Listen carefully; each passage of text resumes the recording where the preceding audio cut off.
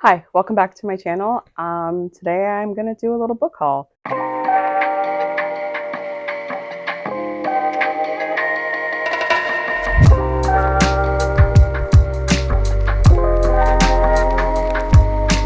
I've purchased quite a few books over the last month or so, let's just get into it. So in honor of Black History Month, I'm going to start first with books by Black people. The first one is Sold as a Slave by Ulauda Aquino. I will read the synopsis, and it's really short, so slave narratives really affect me. I've read Frederick Douglass. I really enjoyed it. It was very enlightening, but again, they're very hard to read. He has never heard of white men or of Europeans or of the sea when one night a small African boy is kidnapped from his village, tied up, and put into a sack. From there, he finds himself in the hold of a slave ship bound for the West Indies, chained to hundreds of others longing for death. But Ulauda Aquino does not die. One day he will journey to freedom. The next one is for book club, which is coming up the first week of March. That is The Allons by Dion Irving. This is a Canadian author, and it's a collection of short stories that take place across the Black diaspora. I am trying to get back into short stories, both reading and writing them. And so I'm really excited to be able to talk about this with a book club. I'm just going to read a couple descriptions. So, in one story, a woman and her husband impulsively leave San Francisco and move to Florida with wild dreams of American reinvention, only to unearth the horrible cracks in their marriage. In another, the only Jamaican mother at a pricey prep school feels pressured to volunteer at the school's International Day.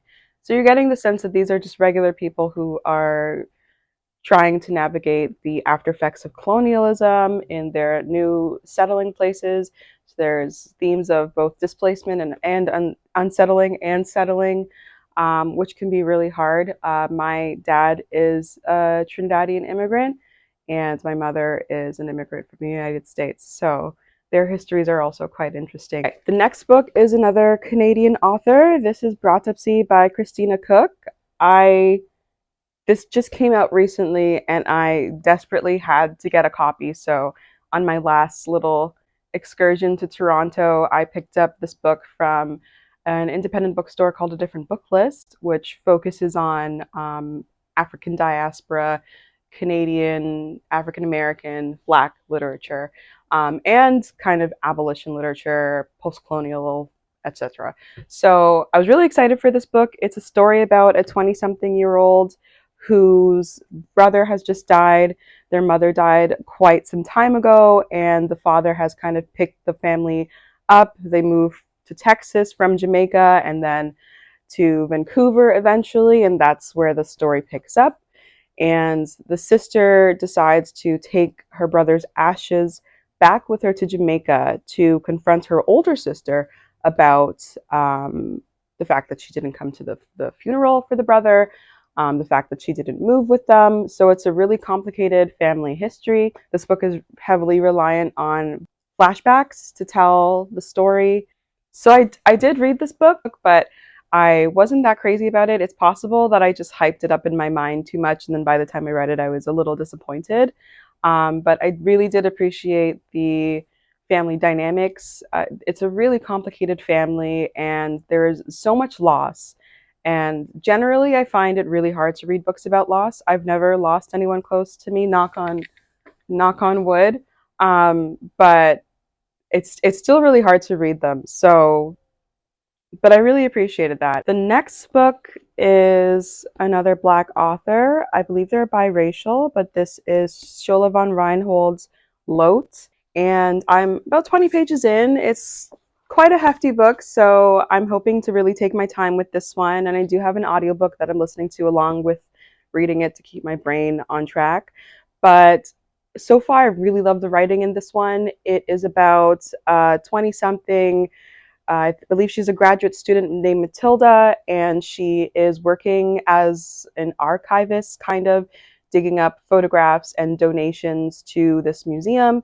So her job is to really just go through what's delivered, the photographs, and see if she recognizes anything interesting And she's really obsessed with the 1920s and 1930s. She loves the bright young things. She loves the modernists. She loves the Bloomsbury group.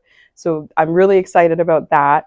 But she comes across a picture of Hermia Droot, who is a Black modernist poet. Truly, I don't know if that person is real. And it kind of sends her on this wild intellectual aesthetic journey back into the past. She just uncovers more and more about the secret society that kind of surrounds this enigmatic poet. Something about a cult.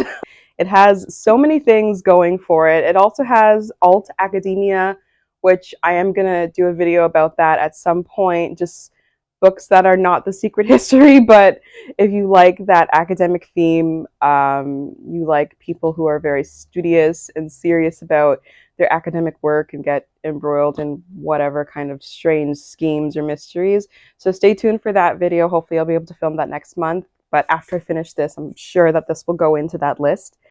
Again, the writing is just so beautiful. I'm just going to read you a passage from the very first page, which drew me in immediately. Knowing. 1. People rarely allow for blackness and caprice, be it in dress or deportment, to coexist with the designation of madness.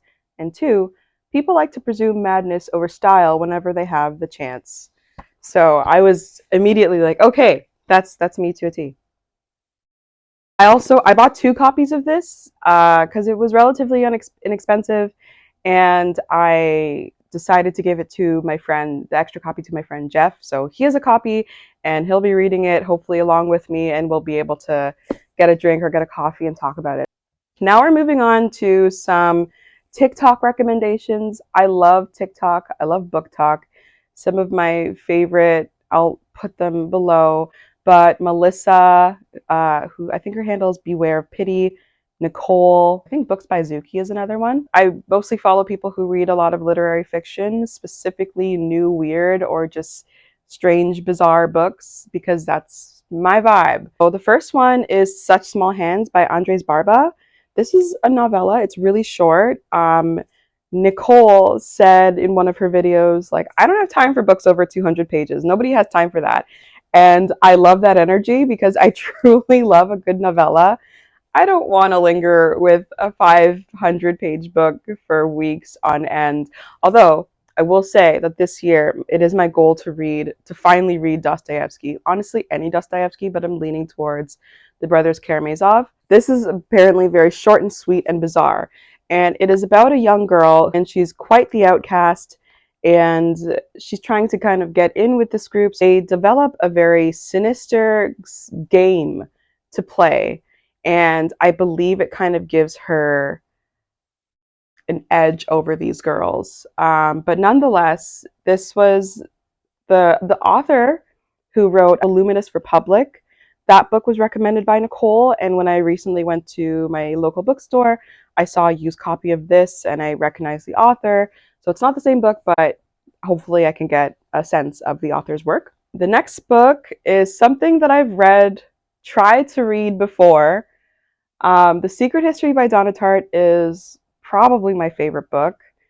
I will not stop talking about it, but I tried to read A Little Friend by Donna Tartt, and it didn't really draw me in. She writes maybe 1 book every decade, so she only has 3 books. And this one is The Goldfinch. This was recommended by Melissa, and I definitely tried to read it, and I bought it immediately when it came out, and I didn't really get into it. So I'm hoping that maybe now time has passed and I can try again. It begins with 13-year-old Theo Decker in New York City. His mother and him go to, I believe it's the Met, some museum or art gallery in New York City. And on a very eventful and unfortunate day, the tragic happens where his mother is killed in an explosion. So with the passing of his mother and the absence of his father, who abandoned him, I guess, at a younger age, Theo's kind of lost in the world. So eventually he's taken in by a wealthy friend of the family, and the only thing that kind of tethers him to the memory of his mother is this painting, The Goldfinch, this is a story about, I believe, art theft. There might be some secret society type thing in it. I read somewhere that it reminded the reviewer of Oliver Twist, a young boy being taken through the underbelly of some criminal enterprise, and I think there's a lot of that, which makes sense because one of Donna Tartt's favorite authors is Charles Dickens. The next book was recommended by both Nicole and Melissa on Book Talk, The Invention of Morale by Adolfo Bioy Casares. I have no idea what it's about. It's really enigmatic. Clifford Lee Sargent of Better Than Food Books did read this and reviewed it, and he loved it. And I will read anything that he says to read because he has excellent taste. Same with Melissa and Nicole. So I'm really excited to go into this one. I'm just going to read the blurb on the back by Octavio Paz, who wrote Sunstone, which is a long form poem I absolutely love. So if his stamp is of approval on this, so The Invention of Morale may be described without exaggeration as a perfect novel. Okay. Bioy Casares' theme is not cosmic, but metaphysical. Ooh, metaphysical. The body is imaginary, and we bow to the tyranny of a phantom. Love is a privileged perception, the most complete and total perception, not only of the unreality of the world, but of our own unreality. Not only do we traverse a realm of shadows, we ourselves are shadows. Okay, isn't Octavio Paz just a wordsmith, though? But anyway, I'm going to read this really soon. I will definitely do a review of this one when I'm done. This book, I just finished it last night. It took me about 4 days to read because I was just reading it at night. And it's Carnality by Lena Wolf. First of all, the cover. Are we not seeing the cover? This is a beautiful object. And I'm not really crazy about orange, but anyway, this is a 5-star book. Holy crap. This book blew me away. This book takes place in Madrid. Lena Wolf is a translator. I believe she translates Borges. So this book follows a 40-something-year-old Benedict, a Swedish woman who is a reporter, and she's given a grant to go to Madrid and write some article, and you never find out what the article is or what it's about, but she's kind of just reliving the moments of Madrid. And she's definitely, you could say, having some sort of existential crisis bordering on a midlife crisis. And I think one of the things that really drew me in about this book is how much she feels like a terrible person, that she doesn't make the right decisions, that she has no idea what she's doing. She's sitting in a bar and she's approached by a man named Mercurio Cano, who is on the run from a diabolical nun who wants him dead. And you get kind of wrapped up in this ridiculous story, but he really just needs a place to stay, and she offers him that. She doesn't know why. It might be the turn of a new leaf of her trying to do the right thing for once. And she listens to his story. And the form of this novel is really interesting because it's framed by Benedict's story, but in between, sandwiched between Benedict's perspective, you get Mercurio Cano's backstory that is just him speaking and from his perspective. Then after that, you get a series of letters from the nun who is after Mercurio. And then finally, again, you get Benedict at the very end.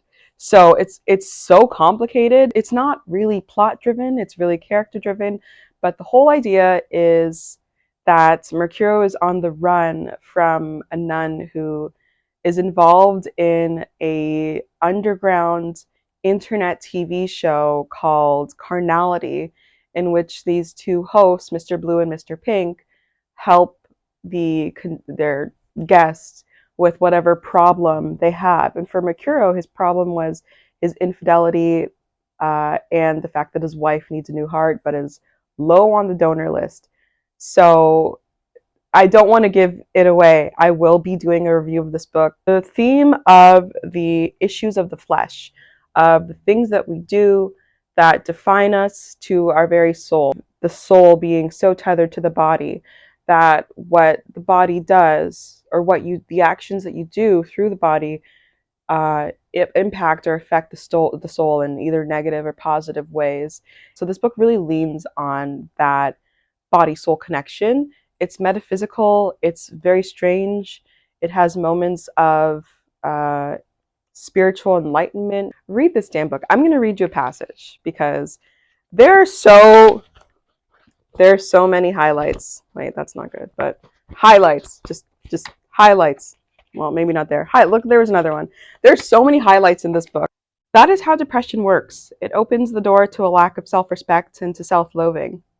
After a while, you can't even remember why you are depressed because of all the discomforts, the unease have congealed into the sludge of unpleasantness, an untidy home, an unwashed body, and general intellectual lethargy. A sticky, monotonous, and tepid limbo it is impossible to see any way out of. Life makes demands on you. You can complain and find reasons for why things turned out the way they did, but the fact remains, you have not moved, you have fallen behind. The next book is by the German philosopher Walter Benjamin. This contains some of his short stories. It contains some vignettes, kind of little entries or aphoristic lingerings about life and storytelling. That's really all I know about this book.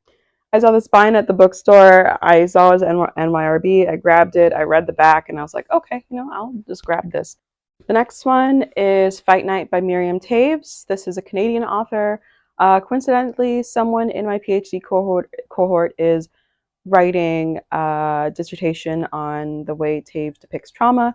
So that's very interesting. But this book will be my introduction to Miriam Taves. This book follows Sviv. She's a 9-year-old young girl living in Toronto with her mother, her pregnant mother, and her grandmother. So it has that generational theme of 3 women generations apart. Sviv gets expelled from school, and grandma gives her the task of writing to her unborn sibling. And so Swift starts to write letters of her observations and her ideas about life. And her grandmother also gives her the task to learn to fight. Now, I don't know if that is physical fighting or if it is the fight in the sense of resilience in the face of whatever life decides to hurl at you. I'm hoping that this is another book that I can add to my list of spunky elderly women. So I have an obsession with books that depict elderly women just being completely badass and not letting their age define them. One such book is one of my favorites, The Hearing Trumpet by Leonora Carrington. But I'm hoping this is another book that I can add to that list and that collection of spunky, instructive, and ferociously interesting elderly women. This book was sent to me by my dear friend Shannon. It's a poetry collection by Sue Sinclair called Almost Beauty. Shannon and I have very similar tastes. I've just opened to a random page and I'm going to read you one of the poems. And the poem is called Poem. The poem wants to be an extra bone in the body. Lonely, it wants the day to come back for it. A jacket left at the coat check, the dance floor deserted. There is no wisdom in the poem, but it repeats its small life as many times as we ask. The poem is everybody's mother, remembering what can't be found, remembering who you are, remembering what hasn't even happened yet. Okay, I'm sold. Okay, the last book I have is a writer who I'm hoping to get into in 2024. This is China Miéville's The Last Days of New Paris, another book that I have no idea what it's about. So I'm going to read the blurb because that's why I bought it. I came across it when I was on a used book hunt, and he's really hard to come by. My local bookstore, the City and the City Books, is named after a China Miéville book. I will be reading that one as well because I need to find out why this wonderful place named their store after that book. The one thing I know about China Miéville is that he is fucking weird. You know that I love weird. I love weird. I'm going to do my favorite books of all time video soon, and a lot of those books are downright bonkers. So it's 1950, A Lone Surrealist Fighter. Did he just say surrealist? Thibault walks a new and hallucinogenic Paris where Nazis and the resistance are trapped in an unending conflict, and the streets are stalked by living images and text and by the forces of hell. To escape the city, Thibault must join forces with Sam, an American photographer intent on recording the ruins. Oh, okay. It's giving The Infernal Desiring Machines of Dr. Hoffman by Angela Carter, which is so deliciously weird. So, if this has even an ounce of those vibes, your girl is going to be so happy. I am just starving in my soul for good new books. So, have you read any of these? Please let me know what you thought about them. And thank you for watching as always. Comment below. If you don't know what to comment, just comment what your favorite book is, or just like a happy face emoji. Commenting apparently helps push viewership or whatever. So thank you for watching, and I'll see you in the next one, which will be very, very soon. Bye.